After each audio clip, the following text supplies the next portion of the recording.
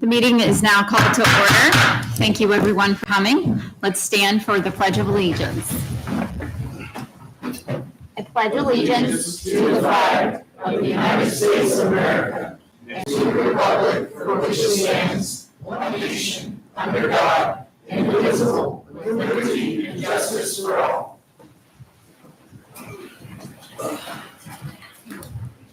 All right, Tara, roll call. Councilmember Campbell. Here. Councilmember Garbett. Here. Councilmember Mays.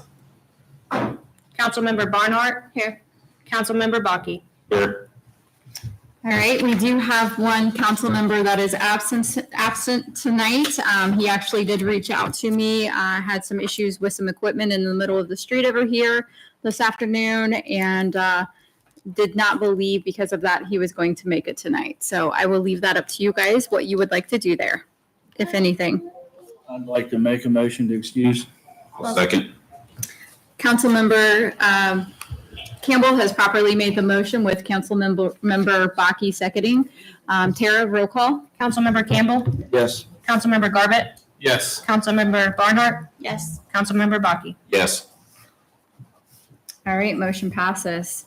All right, so we have a rather large public comment tonight. I will reiterate kind of what we look to do here. Everybody, if anyone would like to approach the podium, when you come up, you have 5 minutes to speak. We have to do the tax hearing first. The what? The tax budget hearing. We do? Okay, I'm going to pause on that one first. We have to do a public hearing first before we go into public comment. So we actually, on your packet, we have a tax ordinance, the 2025 tax ordinance. Greg, do you want to tell us what it is before I open the public meeting? Yeah, this is the tax budget for 2025. It's not the financial budget. Basically, it's to show the county auditor how the funds are being spent and that we need to continue to collect at the same rate for 2025 so that we can start into our temporary budget. All right, so I will officially open the public hearing for the tax budget. The meeting is now open for that. Is there any public comment or input regarding the 2025 tax budget? Speak now. If not, I will go ahead and close the public hearing for the tax budget. And then I'm going to go to Councilmember Campbell, who is going to read that tax budget for us. Resolution adopting the 2025 tax budget for the Village of Georgetown. All right. And then we would do a motion. Is that correct, Travis? Yes. Yes. So then next step would be that we're looking for a motion to approve this. Make a motion to approve the resolution. Councilmember Bakke has properly made the motion. Is there a second? I'll second. Councilmember Garbett has seconded that motion. Tara, can we do a roll call, please? Councilmember Campbell. Yes. Councilmember Garbett. Yes. Councilmember Barnhart. Yes. Councilmember Bakke. Yes. All right, motion passes. Thank you. Resolution 1383. Thank you. All right, now we can come back to you guys. So again, if anyone would like to address the group tonight, you are more than welcome to do so. I know a lot of you are probably here for a special presentation. If you're not interested in addressing the public, that is perfectly fine. Just pass and we'll go to the next person. But if you do address the public, you have 5 minutes to speak. All right. So I am going to try and be as organized as possible here. And I'm just going to start right here. I don't think you have anything, but do you? Ethan? Nope, you can. Kyle? Okay. Mr. Utter? Nope. Okay. Okay. This is easy. All right. Good. All right.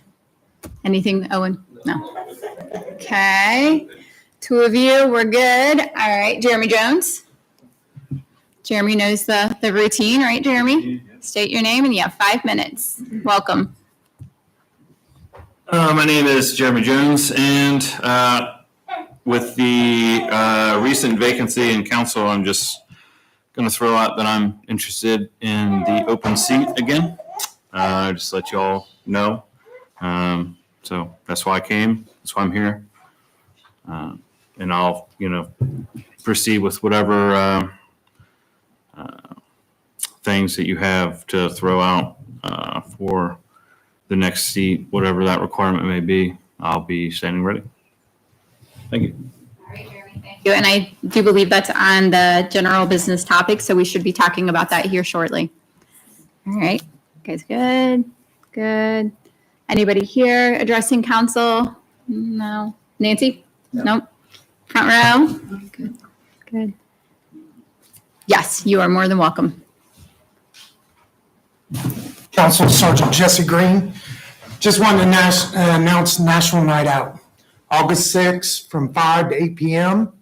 We're going to have a great event that year, or this year. We will have the Veterans Home there in participation. Georgetown Fire Department, Brown County Sheriff's Office is going to be there. Georgetown Police Department will be handing out free shoes to kids this year. These are school-rated shoes. That was a donation made to me. So we will be passing those out to the students this year, which I think is going to be very helpful to a lot of families. So we'll have bounce houses, free food, and I just want the public to know everything is free. You do not have to bring money. It's free, and it will be at the Eagles on August 6th from 5 to 8. Thank you. Thank you. All right, let's see. We're good, we're good. All right, did I miss anyone? Okay. All right, we do have a special presentation tonight, and Chief Enlow, would you lead us in that, please? If you could draw your attention to the screen, she's going to pull up a video of an event that occurred here in the village. We'll watch the video and then I'll do a couple things for you.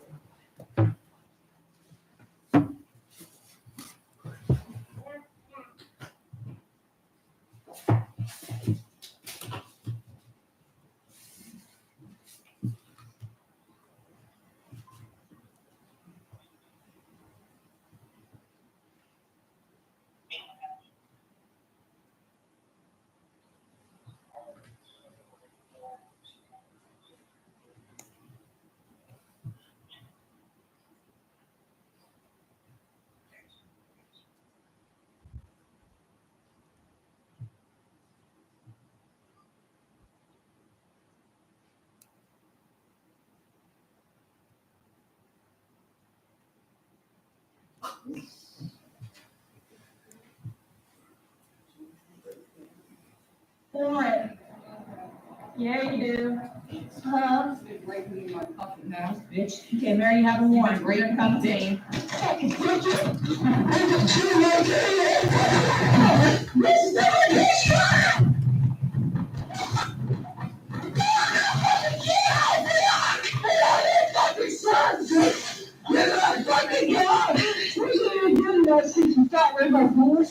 Oh, well, got rid of bitch. Oh, well. Last time we was kids. Alright, back down to like something. Back down to like something. Okay, very proper, boy.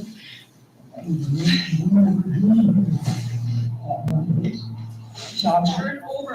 Says I'm turning. Turn straight, bitch. Yeah, wants to be good. I'm so proud to give you picture. Childbirth. See if we can get up on your side. Childbirth, bitch.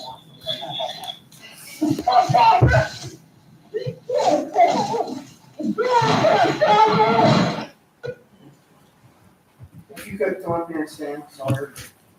I wanted to show the video before I presented them with a certificate because I wanted you to see what they go through. But in my career, most of the use of forces I've had, 99% of them have been people fighting to get away from you. And I think in most cases of law enforcement, that's what you usually see. Somebody fights you, they're hitting you, and you let go of them and take out none. In this case, we singled out the total opposite, because they were actually being attacked. I want to commend their efforts, both of them. As you see in the video, as the deputy come in and automatically, instead of taking them to the ground, he grabs them, scoops them up, and pushes them into the grass, which created a couple things. Is one, it got them out of traffic, but even more so, it kept them off the concrete from getting even more scratched up. Our officer was spit on, hit, cussed at, and throughout all that, kept her composure, was instructing each other clearly on what to do, and was able to get the suspect under arrest with minimal injuries to herself, and I don't believe there was any injuries to the suspect at that time, or the deputy. So when I seen that video, I want to commend you guys for your work that you did on that, and I feel like you made this a memorable moment, and I feel like you need to be told that. So I'm going to read this real quick to you. I'm writing to formally recognize and commend you for exceptional skills, training, and condemnation during the arrest on June 28, 2024. Your actions that day exemplify the highest standards of our department, highlight your unwavering commitment to public safety. While on a routine patrol, you observed a female subject, Mary McElroy, walking northbound on 68 Hanger Road. Recognizing her as someone with an active warrant and understanding her history of violent behavior, you promptly called for assistance from the Brown County Sheriff's Office. This initial decision reflected your awareness of the situation's potential risk and your dedication to ensuring a safe outcome for everyone. As you approached McElroy to inform her of the warrant, you noticed her displaying pre-attack indicators. Your ability to quickly interpret these signs and attempt to evade potentially dangerous strike demonstrated not only your keen observational skills, but also your excellent training and preparedness, some of that training to which you've done on your own. Deputy Harvey's prompt arrival provided crucial backup in his decision to move everybody to a safer location away from immediate roadway, further safeguarded the scene. Your collaborative efforts with Deputy Harvey were instrumental in managing the situation effectively. Your calm communication during a stressful incident shows how well you were prepared. During the struggle to restrain McElroy, you exhibited remarkable composure and professionalism. Despite cuts, bruises, a damaged uniform, being spat on, you remained focused and resolute. Your ability to maintain control under such adverse conditions ensured that McElroy was successfully subdued and placed in restraints. She was subsequently booked into the Brown County Jail, multiple charges, including resisting arrest, obstruction, and assault on a police officer. Your courage and commitment to duty, even in the face of personal harm, are deeply commendable. On behalf of the Georgetown Police Department, I extend our profound gratitude for your exemplary conduct, your outstanding performance, and steadfast dedication are a credit to our department and serve as an inspiration to your colleagues. Thank you for exceptional service.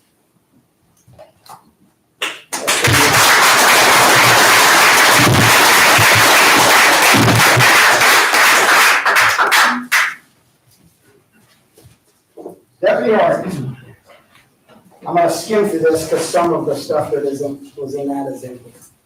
Deputy Hardy, I'm writing to commend you for your outstanding service and your quick decision-making on June 28th, 2024. Your actions were instrumental in supporting Patrolman Randall during a critical and potentially dangerous encounter.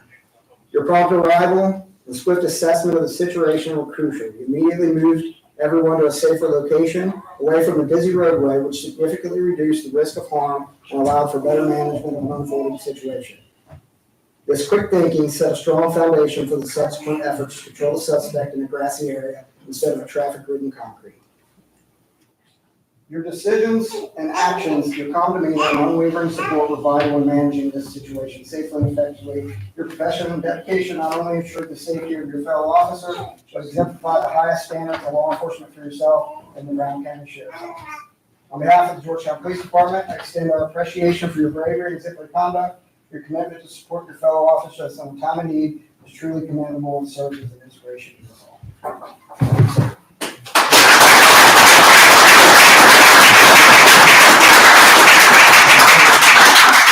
I appreciate the Sheriff's Office for coming and being present, and we appreciate the working relationship that we've had. It's almost like we work for the same departments. Anytime that they're needed, they're there. Anytime that they need something from us, we're there. It's no question asked. So we appreciate you being there. That could have been a whole lot different if there was only one person there. So if I could, I want to get some pictures real quick. Mayor, would you like to come up here? Now I want to get a picture with the sheriff and the sheriff-elect and Lieutenant Singleton. Come up here and get a picture with them.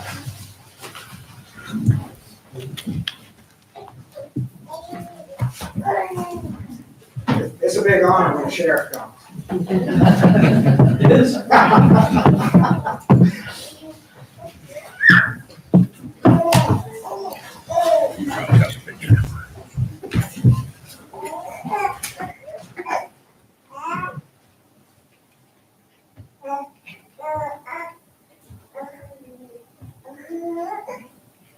All right.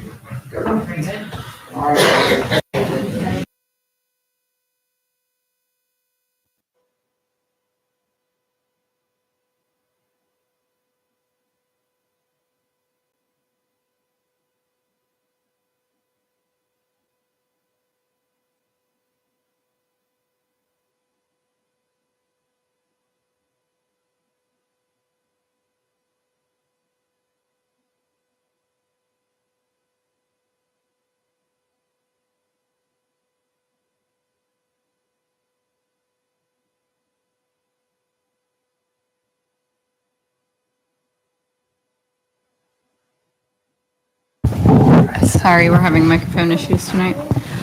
So we're going to move along into general business, and next item that we are going to do, in your packet, you will see on page 80, a resolution appointing Sean Enlow as chief of police. And Councilmember Campbell, can you read that for us? Page 80. Resolution approving the mayor's appointment of Sean Enlow to serve as the village police chief and establishing the compensation for him serving in that role. Thank you. Sure. Yes, so in front of you guys, I don't think this is a secret to anyone at this table. This is certainly something that I think Sean has worked very hard for, and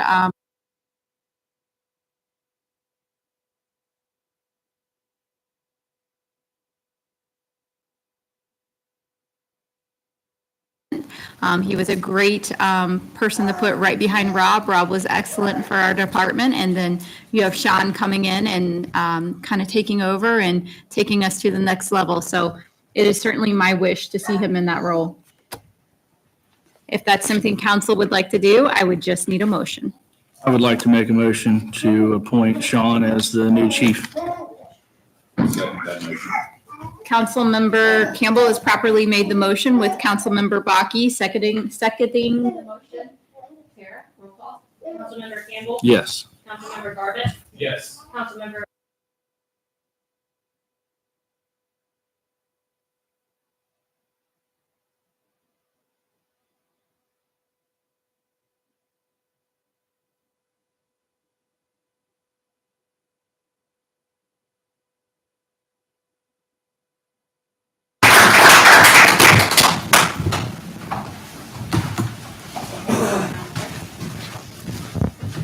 You ready for this? Let's hear it again, please.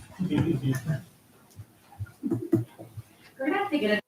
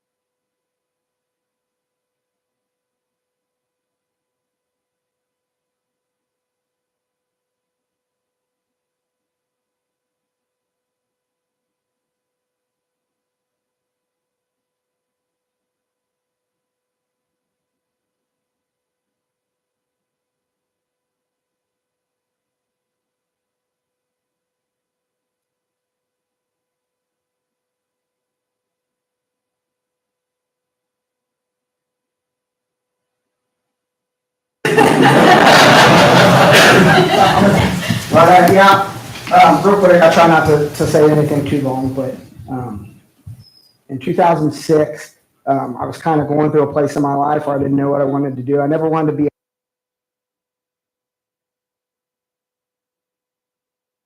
a ride along down Cincinnati PD with my cousin, and that kind of changed my life. The next day, I literally got on my website and signed up for the Brown County Police Academy. I went through that, did really good. I got out and I was working with my family. My uncle owned Domino's at the time, so I took over a Domino's and I was running it as a manager, and I was thinking about buying it, and I kind of put police on the back burner. Even after I got out of the academy, I didn't go straight into it. And I was coming up on the end year of my appointment, and my uncle said, "Why don't you go to Russellville and just have them hold your commission?" I'm like, "What's Russellville?" I had no idea what Russellville was. Who he put me on and held my commission. He called me up one day. He said, "You're hired. You got to buy your keys." So the first night I'm sitting in the car and I had no idea what to do. Didn't know how to work the radio. I just listened to everybody talking on the radio. I said, "Somebody can pull over somebody. Somebody can pull over." And I found the guy after about 3 hours of being nervous. I found the guy. I pulled him over for a plate ride. And I thought this should be pretty easy. The meanest guy I ever pulled over. But anyway, I left there.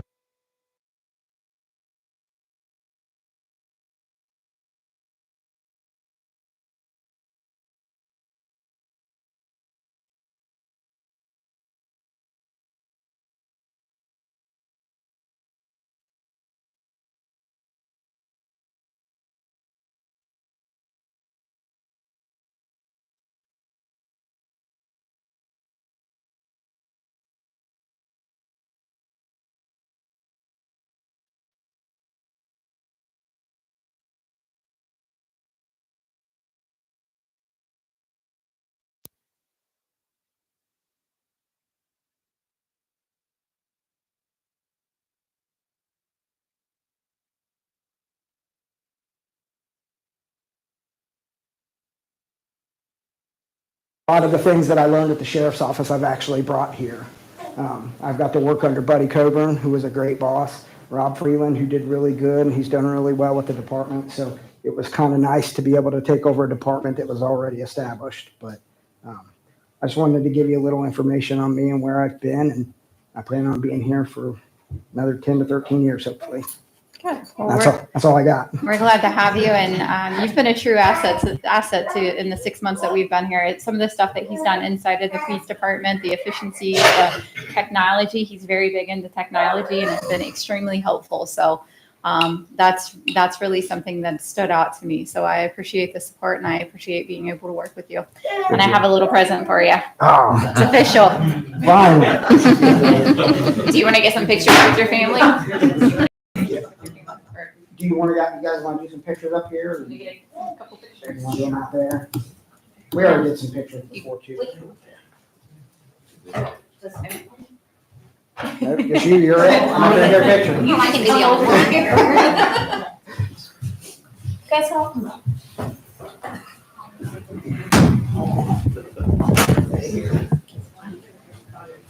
Jesse, we take this picture.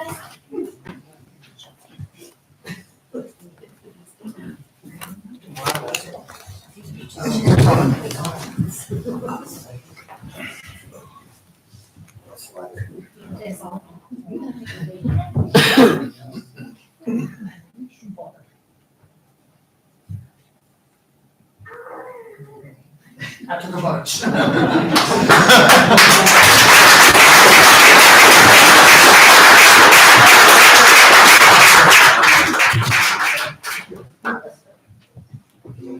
Good luck. Thank you. Congrats.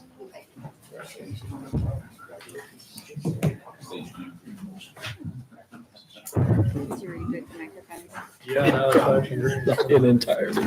I wouldn't doubt it. Nice.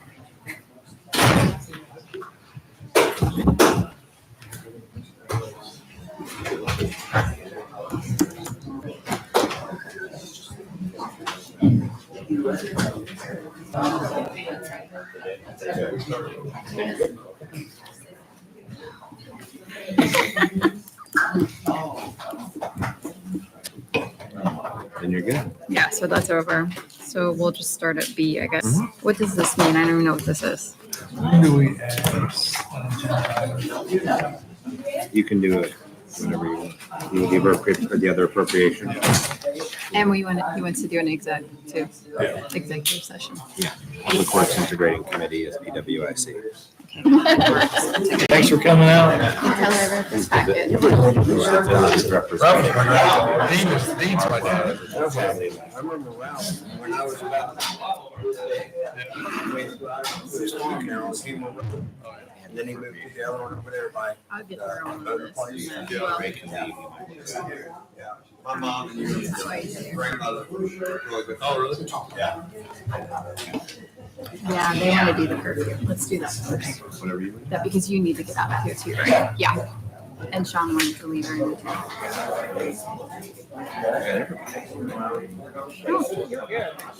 Want to get to that concert? You can go. You're fine. Thank you, Greg.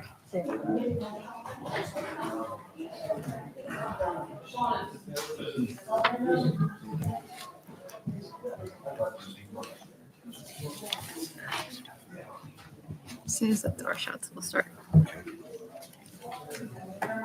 All right, well, I think we can continue on. The size of the room has drastically decreased. Might be a little bit cooler in here for you guys, so that's a good thing. All right, so we're going to jump around on the agenda tonight a little bit. This is a work session, but we do have some things that we do need to push along to as well. But one of the things that as a group I wanted us to discuss that was brought to my attention is item E on the agenda, a village curfew. And if you can come up there and take a mic if you want. I do have a little packet to give to you guys. So Officer Green, while he's passing out, brought this to my attention last week. I'll let him kind of preface why it came about, but he wanted to bring this in front of the council to get an idea of what you guys think we should do. I'll finish for you. You go to the mic. Okay, thank you. You're welcome.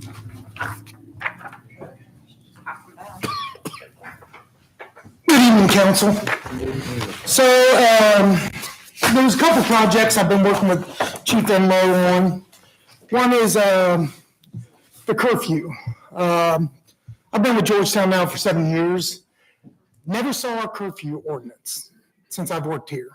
We've always talked about it, never saw it.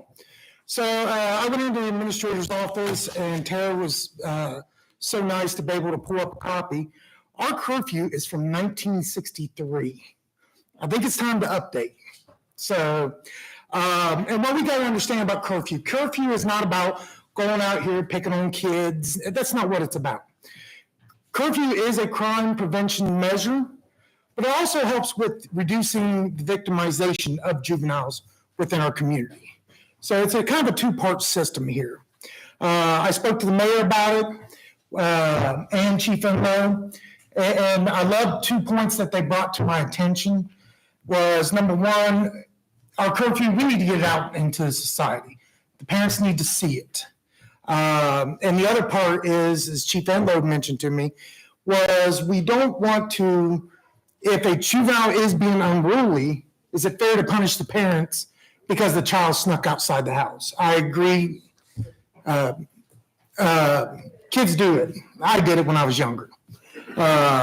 So what you see in your packet, page 1 and 2, is our village ordinance on curfew. I know Mr. Braun will be the one that will spearhead this if council decides to push forward with it. Page 3 and 4 is Sabino, Ohio's. I'm kind of partial to Sabino. That's where I grew up at. But what I love about their ordinance, if you look at section 2, the penalty phase, it actually talks about how to enforce this ordinance. That first offense, it's just a warning, we'll document it. When I was a cop in Sabina back in 1999, if we caught a child in violation, we made contact with the parents, we actually gave them a copy of this ordinance. We'd hand it to them, we'd do a basic incident report, and we kept a database of all the parents that we made contact with, the children who we came in contact with.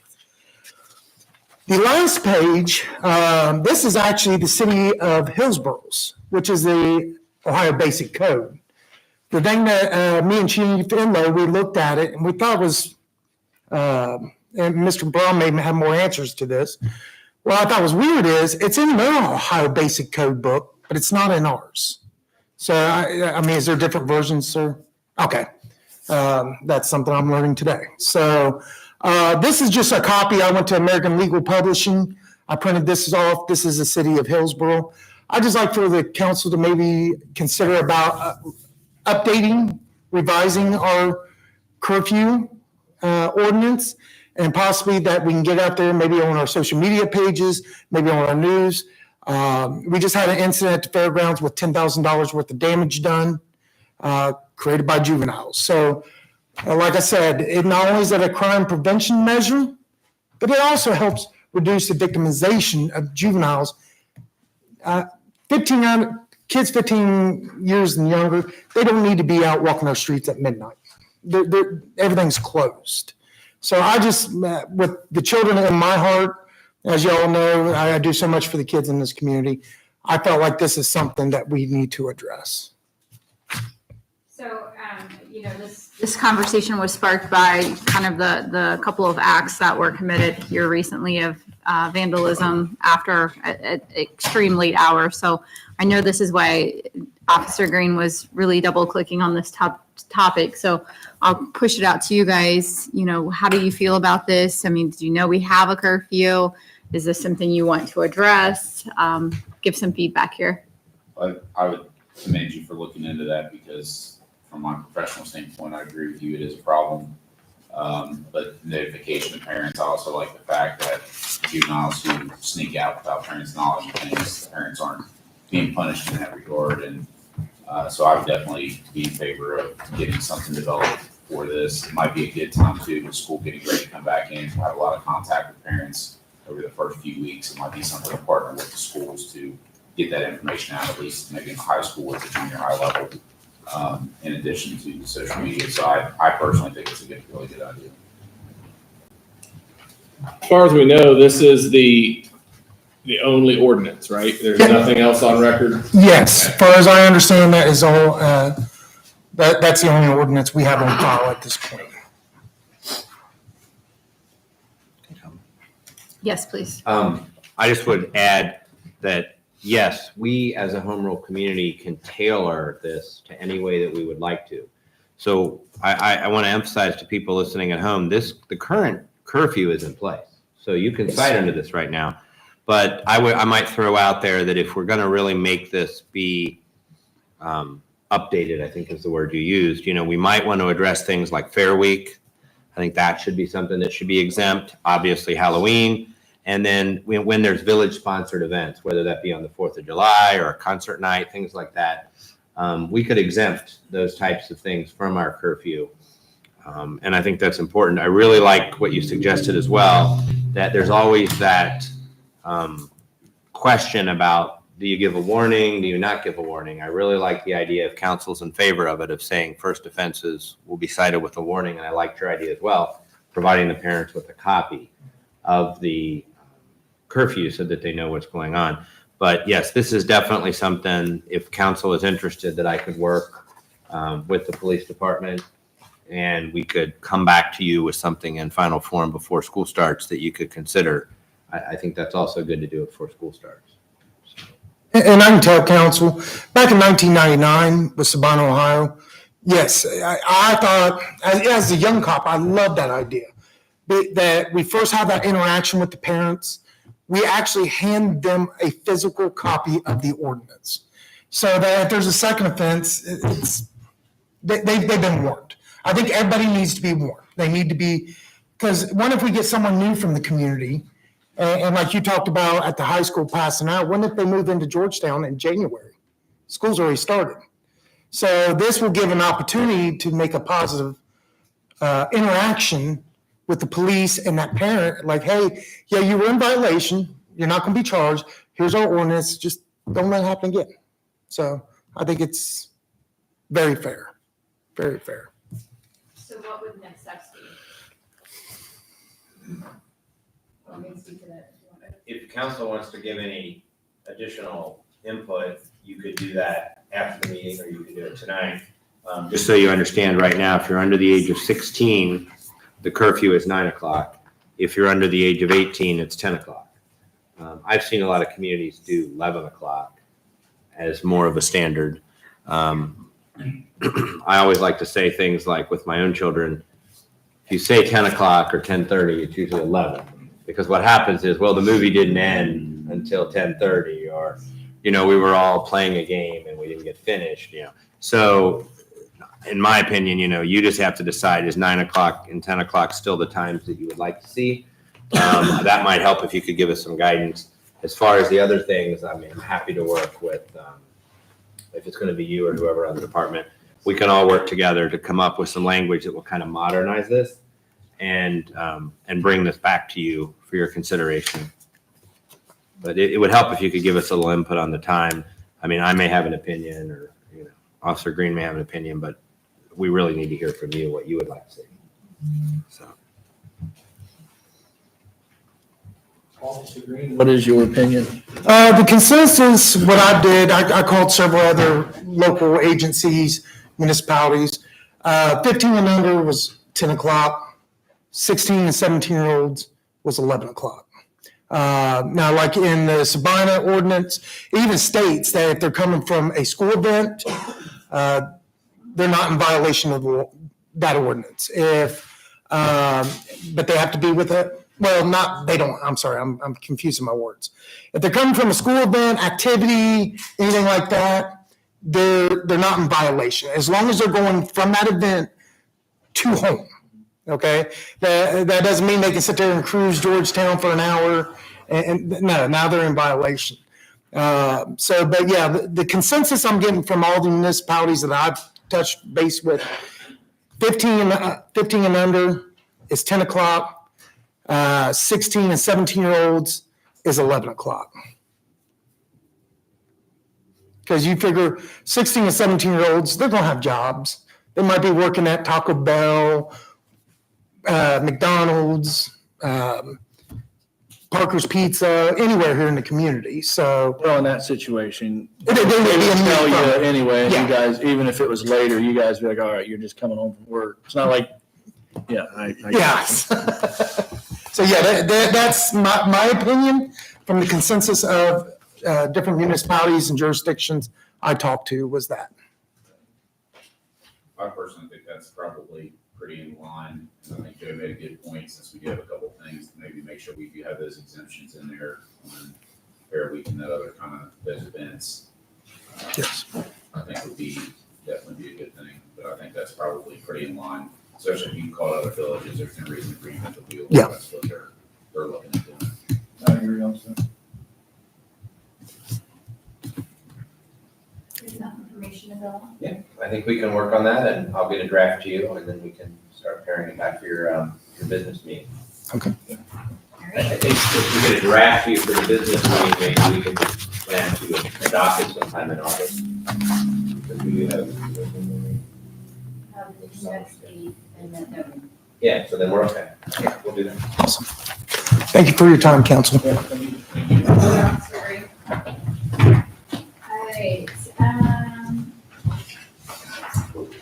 All right, So we'll go to item B on the agenda, and that's a resolution on page 78.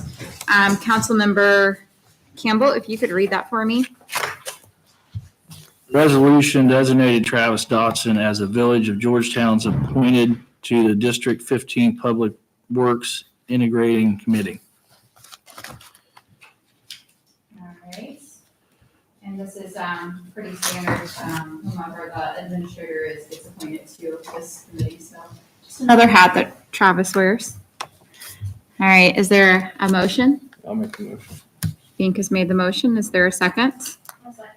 Seconded by Councilmember Barnhart. All right, Tara, roll call, please. Councilmember Campbell, Yes. Councilmember Garbett, Yes. Councilmember Barnhart, Yes. Councilmember Baki. Yes. All right, motion passes. Thank you, guys. Congratulations. Congratulations. Thank you. Appreciate it. Resolution 1385. Resolution 1385. All right, item C, ordinance making a supplemental appropriation. Again, Kelly Campbell. An ordinance making a supplemental appropriation for the Village of Georgetown, Brown County, Ohio. All right, and this is for the fire and EMS fund.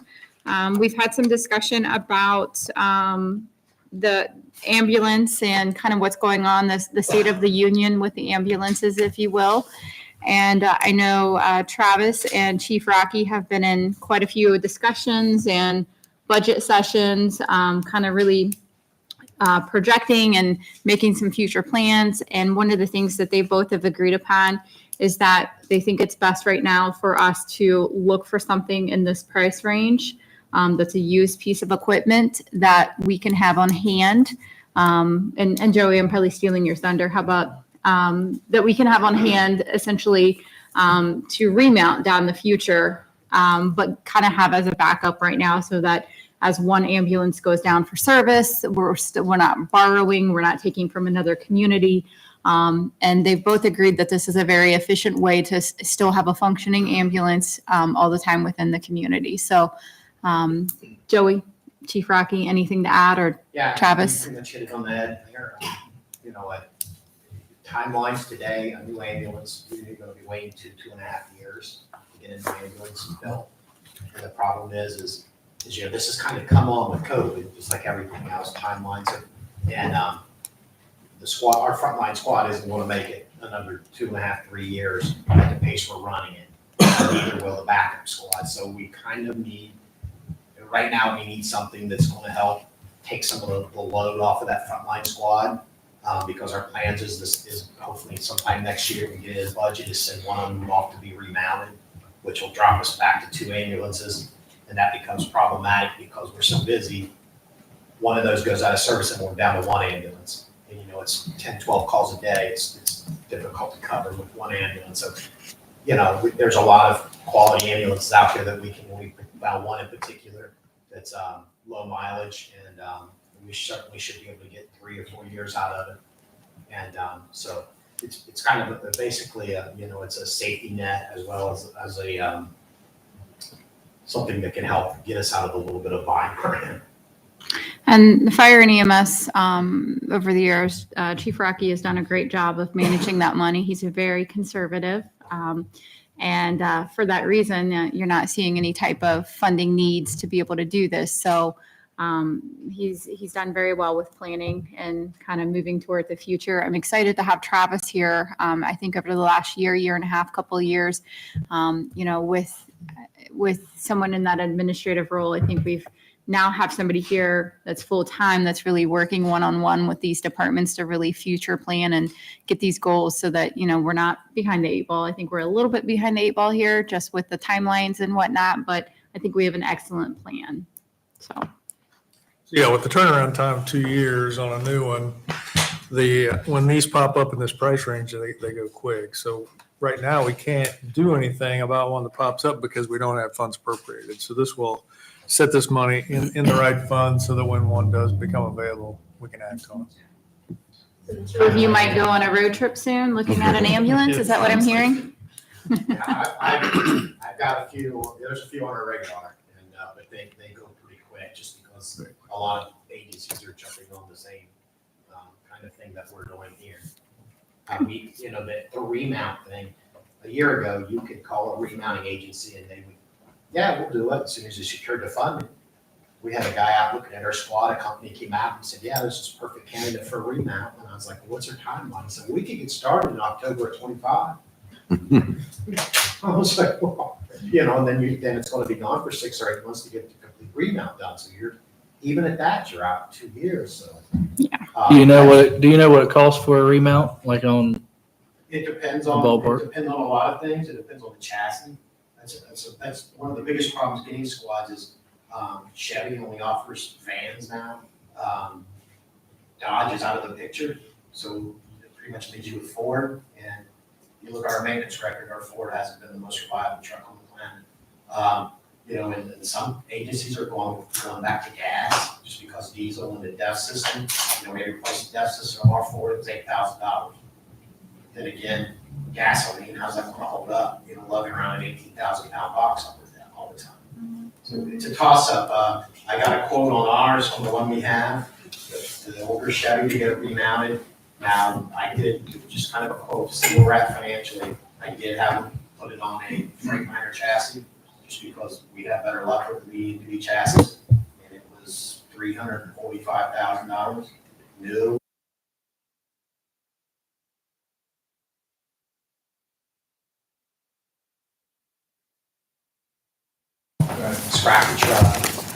they'll just take the box down to bare metal and then just basically build around the box, new floor, new cabinets, new everything.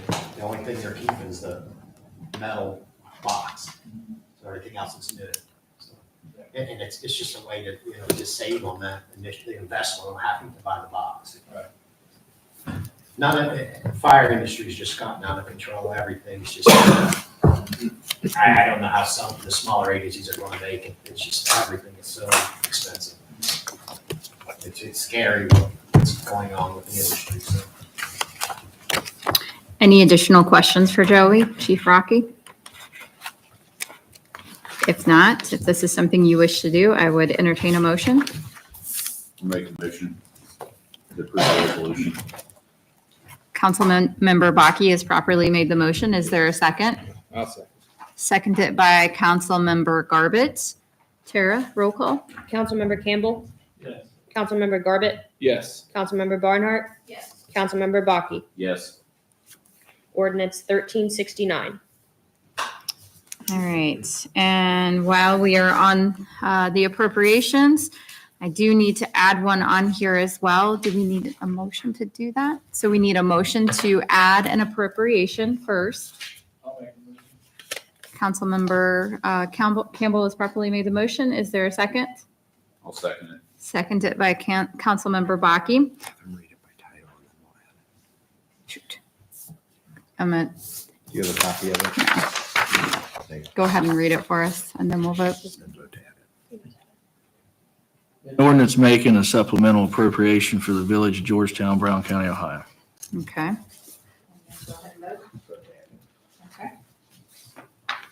Karen, when ready, go ahead and do a roll call. Councilmember Campbell. Yes. Councilmember Garbett. Yes. Councilmember Barnhart. Yes. Councilmember Bucky. Yes. Okay, so we've added the appropriation. Appropriation, and we've read it. And what this is for is, if you guys are unaware, we have a festival this weekend called Cakes and Sips for a Cause. So we have a lot of money up front that goes into that event, and we're a little bit short on that, which is no concern. We make it up. We did this last year too as well. We allot a certain amount to get us started for the event.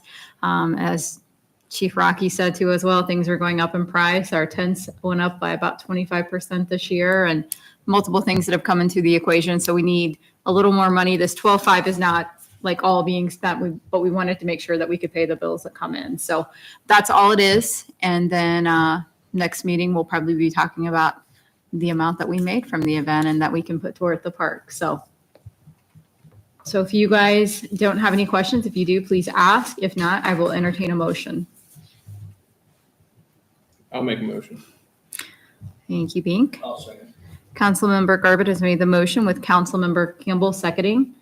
Tara, roll call. Councilmember Campbell. Yes. Councilmember Garbett. Yes. Councilmember Barnhart. Yes. Councilmember Bucky. Yes. All right, motion passes. Ordinance 1370. 1370, thank you. All right, where are we? Did that one? Okay, let's go down to G and H on your agenda. And we did have a resignation from one of our council members that happened in the interim since our last meeting. Joe, I'm going to refer to you as to how we should handle this. Yes, so council has received Councilwoman Fletcher's resignation. Under the charter, just so you know, from tonight, council has 30 days to make an appointment to that open seat. Tonight starts the countdown ticking. If you don't make that appointment within 30 days, then the mayor gets to make the appointment for you.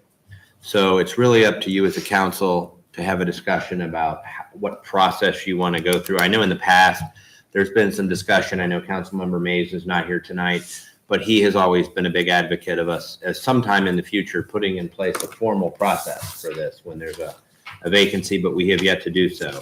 So really, in the absence of a formal process, it's up to council whether you want people to submit resumes or names by a certain date, and then when you plan to act on that. And I'll just remind you again, if you don't act, the mayor gets to act on your behalf.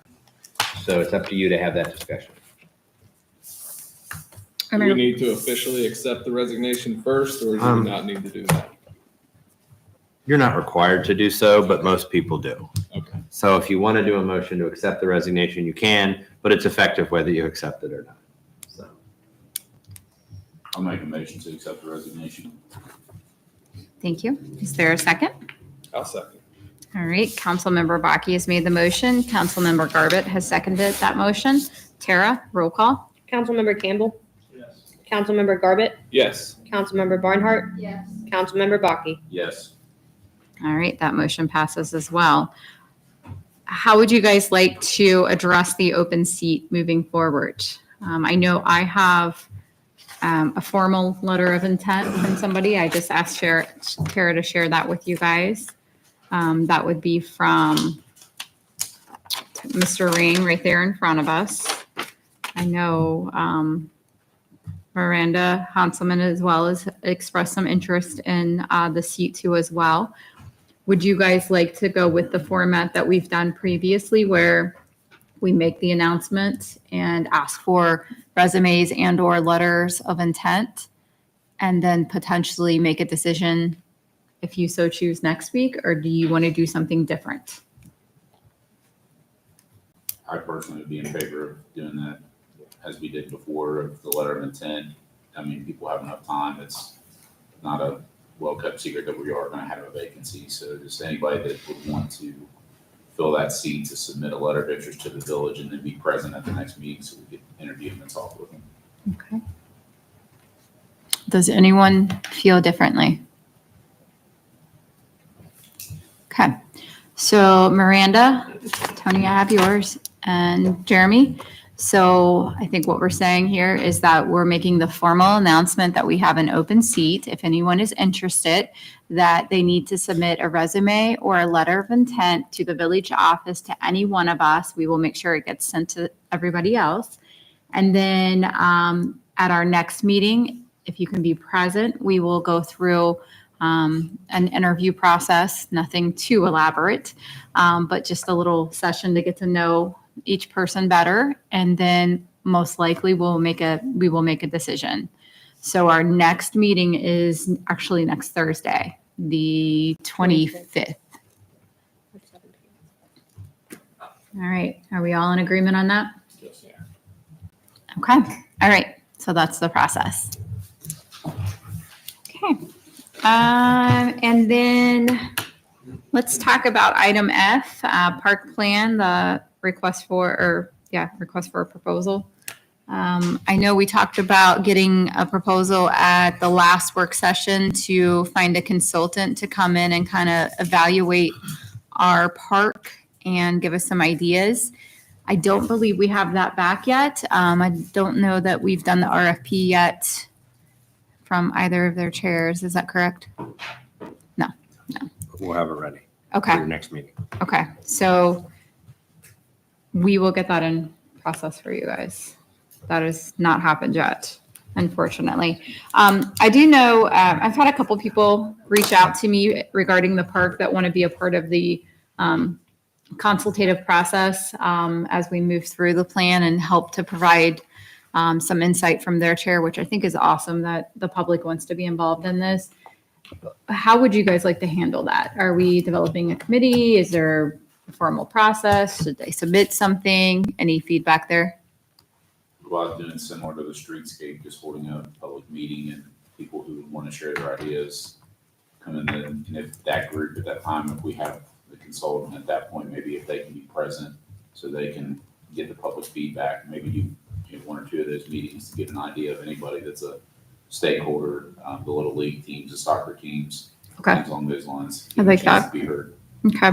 So maybe you do one or two public hearings once we start getting more in depth with the consultant and then invite those people into as well. Okay. I like that. All right. All right. We truly did hit everything on that agenda. However, there is another item I know that we were looking to add tonight. Joe, I'm going to look to you to see, do we need to do a motion to add something? No, not for executive session, but the mayor would like to add, or the administrator would like to ask that someone make a motion pursuant to revised code 12122G2 to discuss the purchase of property for public purposes. Could I have like 5 minutes of your time before you go in there? So I don't have to. Yeah, That's okay. yeah, If you yeah, don't mind, I would really totally, appreciate it. yes, I apologize. Can we just stop from that? Okay, yeah. all right. So- Okay, sorry, Chief Rocky. Okay. So just a couple things I wanted to talk about, back in, I think it was 1977 or 78, the courthouse burned down, which is probably the single most largest or most detrimental fire that this village has ever seen. We have had fatal fires, which to the immediate families was probably more detrimental than our courthouse burning down. But as far as to the city itself, it's probably the largest. In my opinion, the second largest fire was back in 2001 when the square burned just catty corner from here. The loss of the economic and just everything that went with it, the News Democrat. And just about a month ago, we had a fire at Sarah's shop, and there wasn't a lot of talk about it. A lot of people may not even know that it happened. It happened in the middle of the day. And, the timing of that fire and some other things I want to talk about, we narrowly avoided having another empty parking lot in the middle of our town. The fire happened at about noon, which Sarah's shop was closed for that day. And the smoke from the fire eventually got bad enough and seeped over into the buildings next door, and they detected it and called us. Had that fire happened 6 hours later, 7 hours later, when Donahue's Pharmacy was closed, or in the course of the night, we most likely would have had another empty block out there. Okay. There's a couple of things, the timing was, the timing of the fire was probably the biggest factor. The other thing was, we have people on station now. There was 5 of us there that day. There were the 4 that's there every day. There was a part-time guy who just was hanging out. We have a CAD system in our firehouse. The city made about a $5,000 investment to put it in our station. And what it is every call that comes into the 911 center, as soon as 911 picks that phone up and starts typing, we see it on our board. Whether it's police, fire, ODNR, sheriff's department, however, it doesn't matter. We see it. So, Thank you. So that particular day, the guys, Lieutenant Cornett was there, and I was in my office on the Zoom call, and he come running in. He said, "Donahue's Pharmacy's on fire." And so we were actually, the 5 of us were in the engine pulling out of the station before the caller was coming. It was dispatched to us. Had we been relying solely on volunteers that day, it would probably been another 5 or 6 minutes to get the engine out the door, and that's probably all we would have got out the door, because there was, I think, 5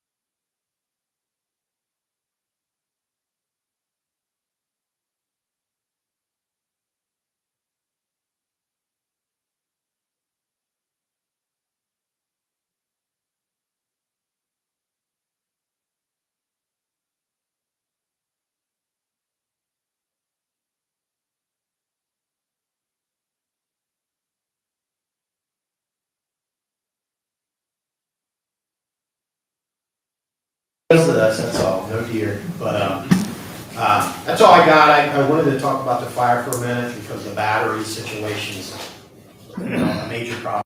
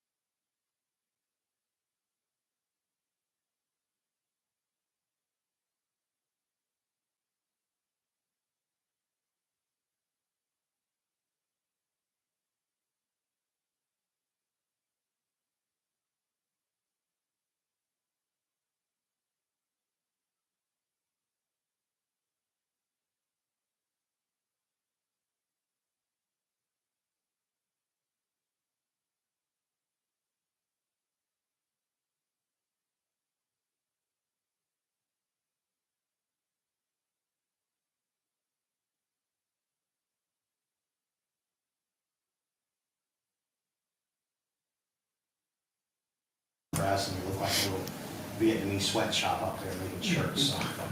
Yeah. So we're going to start buying them from a actual company now. So, and so hopefully it helps our parents and what have you. But some of them guys, they just can't avoid dirt. I don't know what happened. 8 o'clock in the morning, they're dirty. What are you doing? But anyways, yeah. So that was something Kelly and I talked about early on. So. It's finally come to tuition, so it's here. So. Yeah, I think it's a really good thing, and it'll bring pride in the role too. I think it'll help the folks too as well. And for the ones that maybe get a little extra dirty, they'll have a way to get more uniforms and not still be wearing the stained, dirty uniforms, right? So I like that part about it too. All right. Well, Joey, make sure you pass your T-shirts out. I will.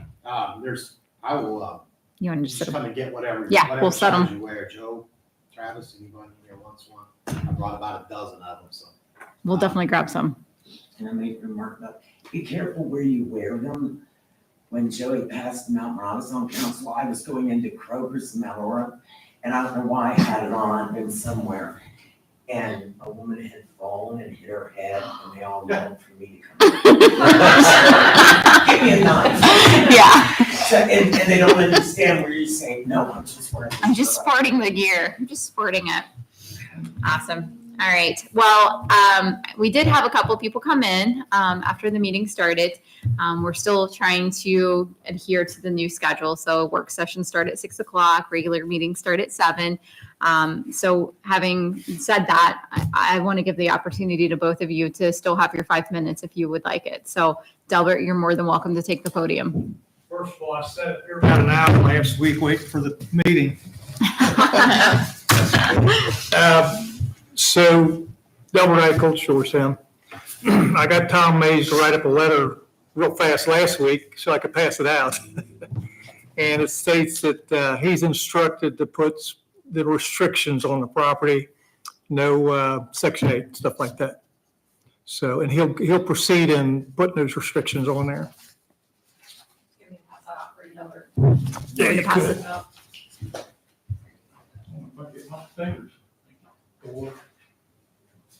So this is in regards to the property that Delbert is looking to develop and behind the old Little Caesars, right? Yes. And by the way, the Thank you. engineer should have something back next week for the road. And then we're moving forward on the rest of it too.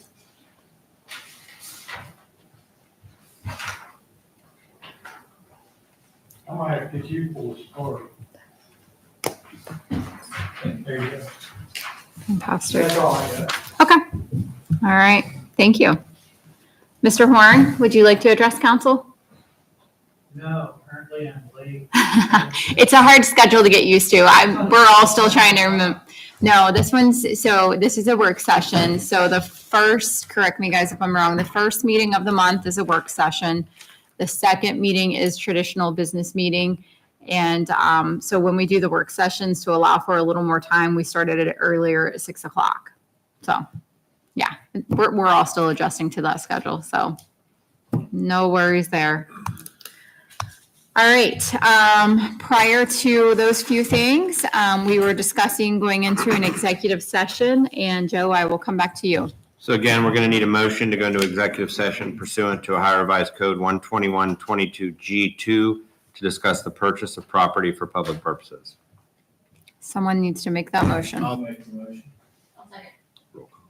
Roll call, Tara? Councilmember Campbell, Yes. Councilmember Garbett, Yes. Councilmember Barnhart, Yes. Councilmember Baki. Yes. All right, guys, motion passes. No, we need to go into the back to do the executive session, so you guys are welcome to stay here. Time-wise, I would say we're probably 15 to 30 minutes. That might be a span. It's not a good narrowed down, but rough estimate. And Brooklyn's got us